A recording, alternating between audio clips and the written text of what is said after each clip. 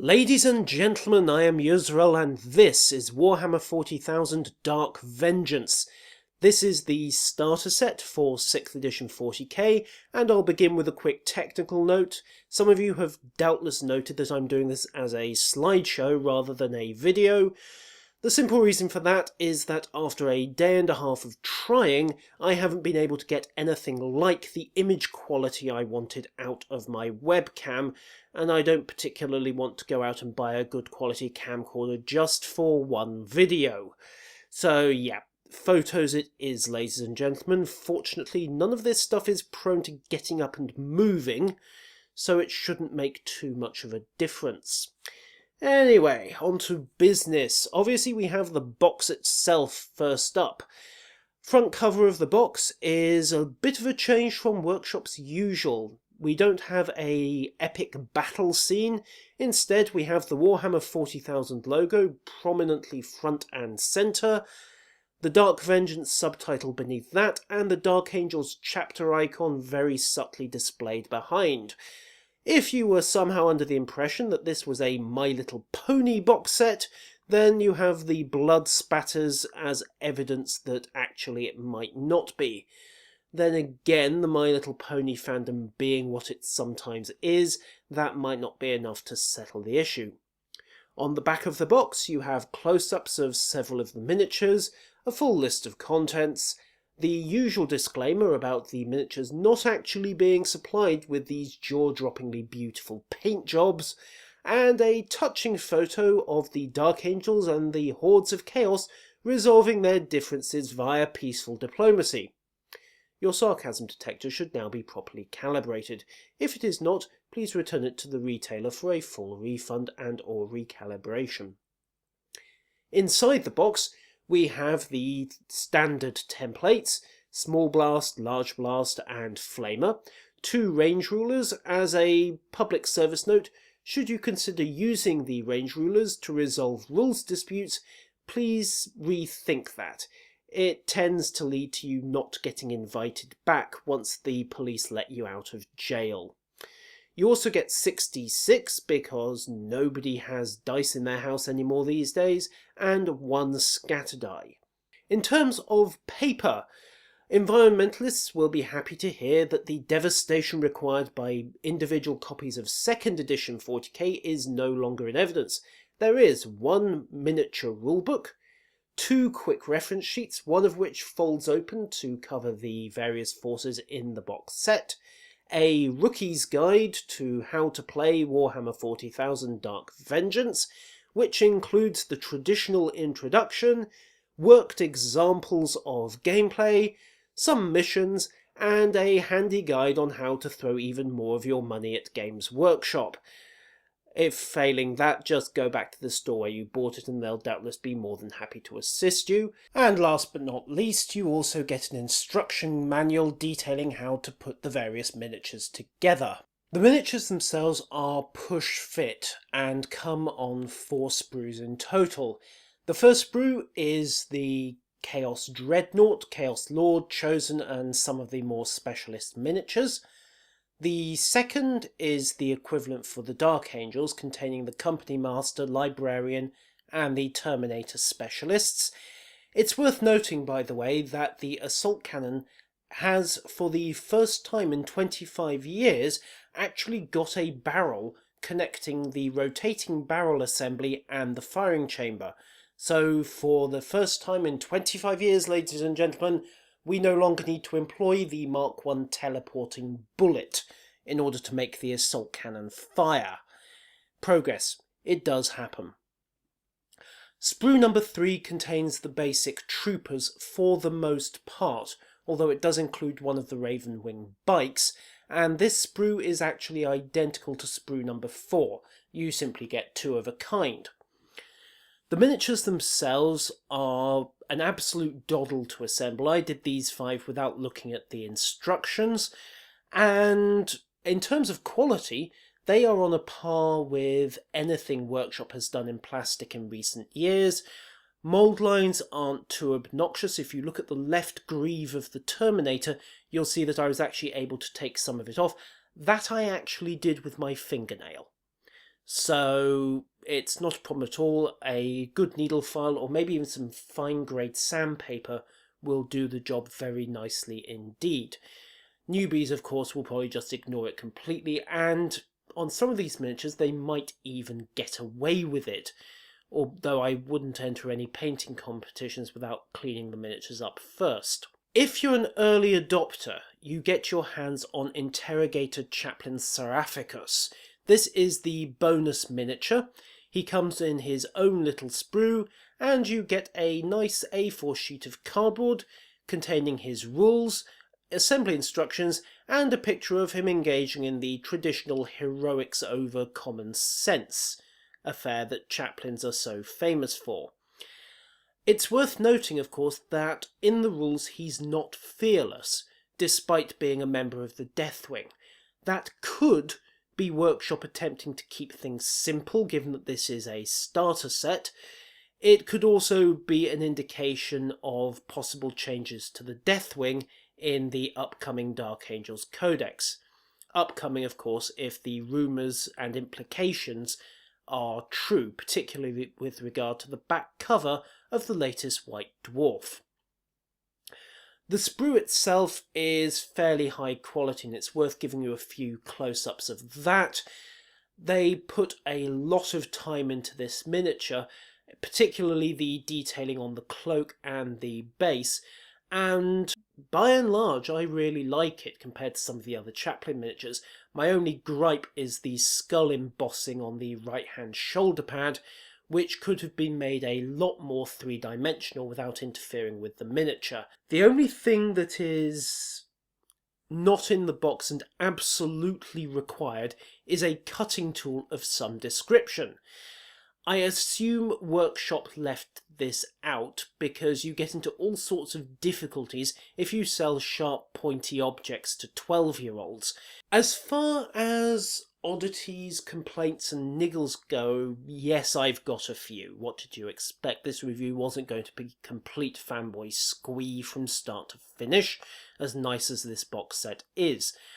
The first thing is that there are 2 points where miniatures abruptly stop being push fit. The first one is, of course, the Chaplain, who, if you're a veteran, is not really an issue. He's a nice to have. If you're a newbie, however, this guy is going to be your introduction to the mysteries of polystyrene cement. Well, on the one hand, it had to happen at some point. On the other hand, I'm a little surprised that, having gone to all the trouble to make the other miniatures snap fit, Workshop then turned around and said, you know what, we're going to force you to glue this guy together. What's even less forgivable is that the Dreadnought base is not pre-punched. It's an oddity, of course, because all the other bases are. The Bicon Terminator bases have holes in the correct positions. The Slaughter bases, by definition, have the gap for the, well, slots. So I'm a little surprised that it's not in place for the Dreadnought. Indeed, when I saw this, I initially thought it was a production error, and I had to actually go and check the instruction manual for the assembly of the Dreadnought to realise that, no, this was actually deliberate. If this is simply a case of Workshop trying to keep their costs down by not retooling their production line, or not even thinking that it would be necessary, then yeah. I have to admit to thinking that it's just either cheap, lazy, or both not to have done this, because the whole point of this starter set is that a total novice can put it all together with the minimum of trouble, and forcing somebody to variously drill, ream, or cut out a base very definitely doesn't count in that description. As far as the miniatures go, I said that generally they were of a fairly high quality, and that's true, but I have found 2 very noticeable exceptions. The first one is the cultist with a gas mask and autogun, who I hereby dub Chippy. Look at his right shoulder, ladies and gentlemen. It's a little awkward to make out, and I couldn't show this with the webcam at all, which is why I did this slideshow, but he has a rather noticeable gap in his right shoulder, just below where it hits the collar cloak thingy. Now, again, I initially thought that was a production error until I went down to the friendly local game store and bothered to look at their versions of the box sets. They've had this with their miniatures as well. It's absolutely identical. I suspect that this is either a fault in the mould or one of the machines has done a bad batch. Either way, I'm a little surprised it was allowed through quality control. Again, if you're a veteran, this is easily fixed with a bit of green stuff. If you're a newbie, of course, well, it's just unsightly. And it's not particularly easily fixed, so yeah, definite ding at that point. Just as bad, once you notice it, is the Ravenwing plasma gunner, specifically his right arm. Now, the detail on the inside of the rebrace, elbow and vambrace array is fine. But on the outside, as you can see in these photographs, it's all blurred into one horrible tubular mess of plastic. Indeed, the shoulder pad rim abruptly curves off and doesn't meet up with the butt of the plasma gun. Again, that makes me think that something went wrong in the moulding process. Again, the friendly local game store has had the same problem. And again, I find myself wondering how this got through quality control. Yes, Workshop has quality control, stop sniggering at the back. Perhaps the biggest problem with the Dark Vengeance box set, however, is the terrain that's supplied with it, because there isn't any. This is 40k. This is a game where terrain is the best protection against heavy weapons, where its effects on movement can make a real tactical difference. Essentially, the setup in 40k, particularly the terrain setup, is what distinguishes it from those other lesser strategy games. And the fact that this has come with no terrain whatsoever strikes me as a really, really bad oversight by Games Workshop. Now, here's the thing. There is room in the box. I know, because in the course of trying to do the video versions of this earlier in the day, I emptied and refilled that box several times to put some flat pack cardboard terrain in there. Revamped the second edition flat pack ruins. They were basic, but they worked, and they were push fit. They were really easy to assemble. If you were feeling a little more adventurous, then you can go plastic. You could have put in the jungle ruins from 3rd edition, although I will concede that putting in the crashed Aquila and shield pylons from 4th would not only have been a space problem, those pieces were pretty bulky, but would have pushed the cost up yet again into fairly eye-watering levels. So yeah, the 2nd edition cardboard ruins, or a revamp of them at the very least, would have made sense, would not have significantly upped production costs, and would have really filled in the single biggest oversight in the Dark Vengeance box set. And so we come to the conclusion. To buy or not to buy, that is the question. Well, let's break it down a little bit. If you are a complete newbie who has decided to get into 40k, then this is undoubtedly a buy. You get the core of 2 armies, you get all the rules that you need to start playing, and you get some quite useful little training scenarios, including 2 that are specifically designed to be played single player. The downers, of course, you don't get terrain and you'll need to get a cutting tool from somewhere, but that is relatively easily fixed, and terrain can always be improvised. I'm quite sure every single veteran can tell of fighting over Hill Book 514. If you are a veteran who is considering starting up either a Chaos Marine or Dark Angel army, then again this is a very, very good value buy. You get the compact rulebook, which is handy, particularly if you've been hauling the big versions around. And if you're a Dark Angel starter, then you basically have what is the core of a very good force.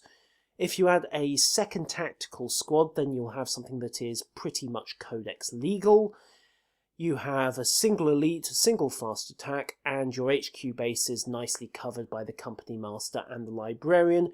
You're not going to go too far wrong, and you've got a lot of flexibility for later expansion. The Chaos Force needs a bit more work to get it codex legal. You've got no troops choices in there because at the moment, as I understand things, cultists aren't in the Chaos Marine list. So you have an HQ in the form of your Lord and elites in the form of your Chosen and your, well, basically it's a Dreadnought.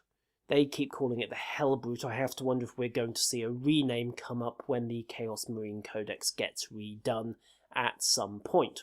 If you're a veteran who has no real interest in either the Dark Angels or the Chaos armies, or else has such an extensive Dark Angels and or Chaos collection that these miniatures don't really offer you anything, then it becomes a little dicier. The only real selling point as far as you're concerned is the compact rulebook, which on the bright side does at least fit easily into a figure case, as opposed to the standard or collector's editions which were released back in June, which, to put it bluntly, don't. At least not if you're planning to actually fit some figures into that case as well. So, at 65 quid or the local equivalent, this is basically the single most expensive paperback you're going to buy for some considerable time if you go for it. On the other hand, you have the option to sell off the various miniatures and at least try to defray your costs, given what you get in the box. I mean, let's top this up. Company Master, Librarian, Chaos Lord, Chaos Dreadnought, Deathwing Terminator Squad, Ravenwing 3-man Bike Squad, Tactical Marine Squad, some Chosen and a small horde of cultists, plus or minus the Interrogator Chaplain as you see fit. You're probably not going to have too much difficulty defraying costs via eBay, even if the market completely bottoms out over the next few weeks. I honestly can't see the Tactical Squad, even with the restricted weapon options, going for less than 10 quid, likewise the other squads. And since you've got 6 squads plus the characters, yeah. Unless you're selling for absolute bargain basement prices, you really aren't going to have a problem. So, in conclusion, if you are even vaguely interested in 40k, then I would regard this box set as shading between either a must-buy or a very, very desirable buy. It's got its flaws, most notably the lack of terrain, and some faults with a couple of the miniatures that really shouldn't have made it past quality control when they were checking the molds. But it's worth saving up the 65 quid to get, and if you can't save up 65 quid, then, well, ladies and gentlemen, let's be honest here. You didn't really need that second kidney.